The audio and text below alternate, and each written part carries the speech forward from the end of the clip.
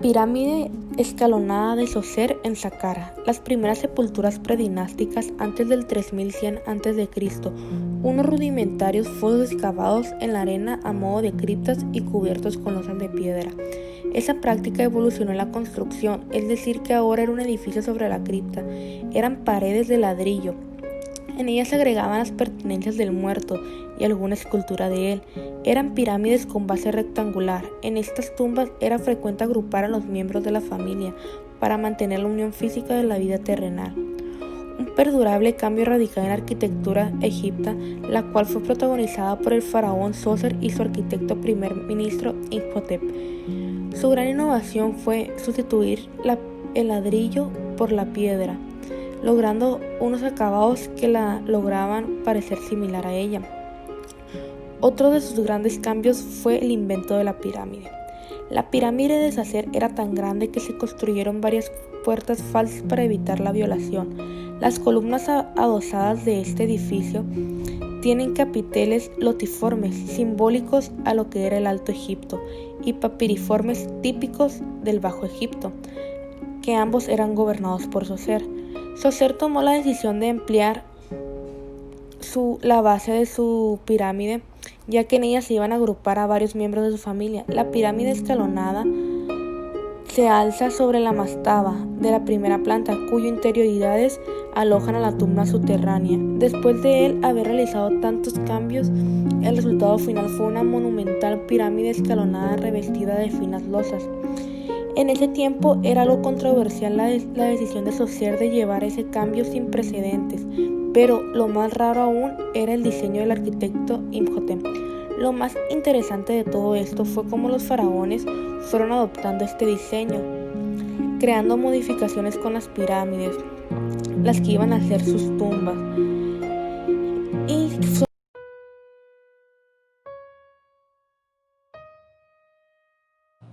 Localizadas en la meseta de Giza, a 18 kilómetros del Cairo, las pirámides no solo son los monumentos más importantes de Egipto, sino también los más antiguos del mundo. Se trata de construcciones funerarias que se edificaron bajo las órdenes de faraones de diferentes dinastías.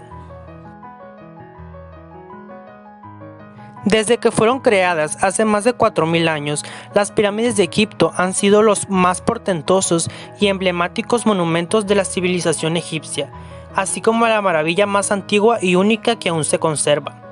Y en particular cabe destacar las tres grandes pirámides de Giza, las tumbas de los reyes Keops, Khefren y Miserino, cuya construcción se remonta para la gran mayoría de estudiosos al periodo denominado Imperio Antiguo de Egipto. La Gran Pirámide de Giza es la mayor de las pirámides de Egipto, la más antigua de las 7 maravillas del mundo y la única que aún perdura. Fue ordenada a construir por el faraón Keops de la cuarta dinastía del Antiguo Egipto. Las tres pirámides principales de Giza son Keops, Khefren y Miserinos. Además de estas, hay muchas otras pirámides menores. Keops. La Gran Pirámide de Giza, Keops, es la pirámide más grande, además de las más importantes de todas. Cuenta con una altura de 140 metros y se erige sobre una enorme base de 230 metros, casi 1 kilómetro de perímetro. Khefren. La pirámide de Khefren es la segunda más grande de Egipto, por detrás de la de Keops. Actualmente es la única de las pirámides que aún conserva una pequeña parte de su antiguo revestimiento de caliza blanca en la parte superior. Miserinos.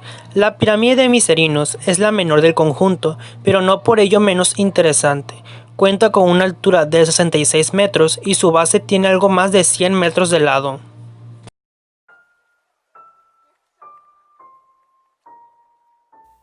La arquitectura civil egipcia estaba concebida como arquitectura perecedera, lo que condiciona el material, que es más descuidado, principalmente adobe y ladrillo, normalmente con refuerzos de piedra que se aprecian en las jambas de los vanos y en los soportes. Los palacios del faraón y las villas de los nobles eran lujosas, contaban con muchas habitaciones que tenían las paredes y techos decorados con pinturas muy coloridas. Estaban amuralladas y tenían baño, jardines establos y estanques con peces. El grano lo almacenaban en silos. Las casas de los campesinos, en cambio, eran muy sencillas. En las ciudades se encontraban concentradas a lo largo de estrechas calles y apenas contaban con una habitación. Todas las casas, desde los palacios hasta las casas de los más pobres, tenían en común que estaban construidas en adobe. Tenían forma cuadrangular y un tejado plano. El tejado, por su frescor, incluso se utilizaba como dormitorio.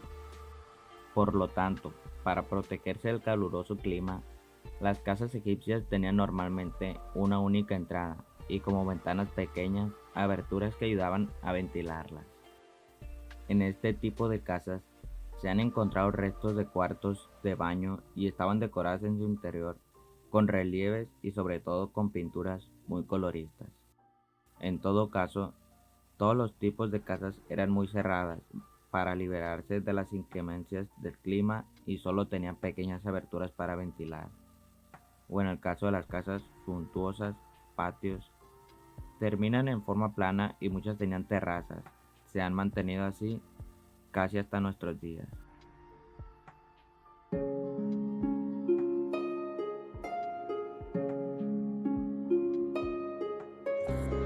Deir el-Bahari, Egipto, 1500 a.C. Semont fue el arquitecto que construyó esta tumba.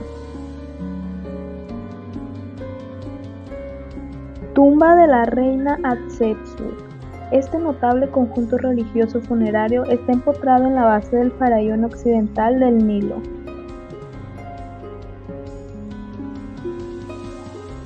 La reina Hatshepsut gobernó como faraón de la dinastía 18 entre los años 1503 y 1482 a.C. Hatshepsut encargó a su arquitecto y administrador Senmut la construcción de un templo funerario con terrazas junto a la de Mentuhotep, que debían servir también como paraíso terrenal para Amón, con un jardín de árboles de la mirra importados del Punt.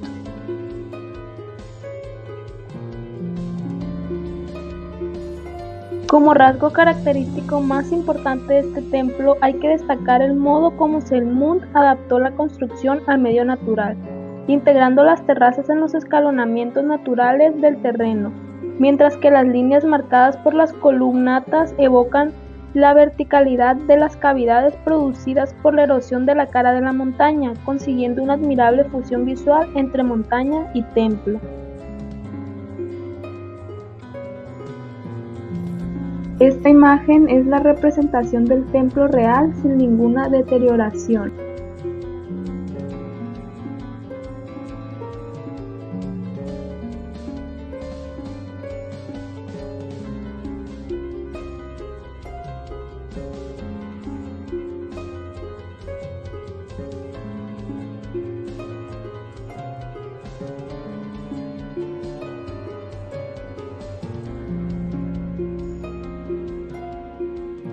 Los templos egipcios eran algo más que lugares de culto, ya que combinaban la función religiosa con los centros de aprendizaje y administración para la nación. El templo de Amón, en Karnak, al sur de Tebas, se convirtió en el centro administrativo religioso del imperio egipcio y empezó a adquirir preeminencia a partir de la 10ª dinastía, convirtiéndose así en el lugar sagrado más importante de todo el país.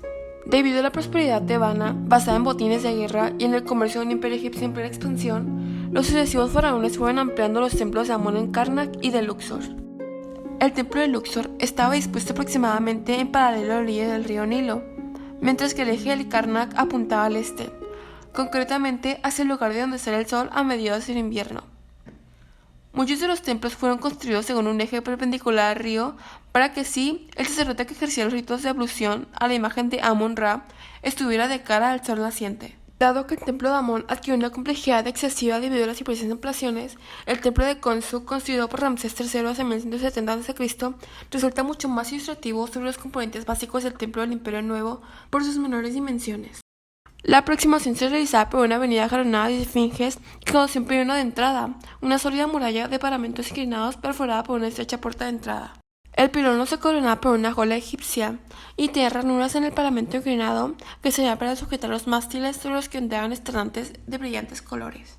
A continuación, se accede al gran patio descubierto, con robustas columnas por todo alrededor, es decir, formado por un pórtico corrido. Atravesada la columnata, se pasaba a la sala hipóstila, una cámara con numerosas columnas iluminada mediante ventanas de linterna. Al final se encontraba el Secos, santuario o residencia del dios. A este lugar solamente tenían acceso los sacerdotes y sus habitaciones rodeaban este espacio. En la parte trasera del templo había una cámara en la que residía la imagen de la divinidad, generalmente una estatua de madera recubierta de oro. El enorme templo de Amón en Karnak sigue este mismo modelo. Sin embargo, cada sucesivo faraón fue agregando una ampliación al templo, que pasó de medir unos 81 por 52 metros a medir 366 por 98 metros. Alrededor del templo propiamente dicho, había una serie de templos auxiliares, un lago sagrado, jardines, graneros, diversos edificios administrativos, escuelas, etc. Todo ello encerrado dentro de un recinto de más de 0.65 kilómetros cuadrados. Durante casi 3000 años, los constructores egipcios no hicieron más que reafirmar continuamente los priscinos ritmos del sol y del río, preservándolos contra el cambio y manteniendo el Ma'at, el orden recto de las cosas establecido con la creación del mundo.